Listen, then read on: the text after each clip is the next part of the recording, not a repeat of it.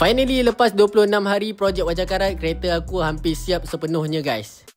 Hari ke-26 projek Wajah Karat. Let's go. Relax gang, relax. Yang ni bukan kereta aku sebenarnya. Jauh lagi perjalanan nak sampai tahap ni tau. So aku rasa kereta ni ramai geng-geng Wajah yang dah kenal kot. Siapa lagi kalau bukan abang Khairan kita guys. So sebenarnya projek untuk Wajah Karat kali ni aku nak tukar MMC kepada CPS guys. Ni semua korang punya pasal ni. Aku pakai MMC tak ada seorang pun nak kawan dengan aku. Tak CPS tak kawan katanya. So kali ni kita tukar kasih korang puas hati guys. Untuk set yang aku ambil ni aku tak tukar fender tau. Aku pakai fender yang asal je. Kita just tukar bumper, grill, fog lamp dengan hood depan je guys. Alang-alang dah buka ni kan, kita pasang sekali daun pisang yang dah barai ni. Lepas tu kita tukar sekali tangki yang dah pecah ni guys. Memang repot teruk dah macam keropok. Tengah pusing-pusing tengok barang-barang Wajah dekat sini kan, tak tahu dah siap dah guys.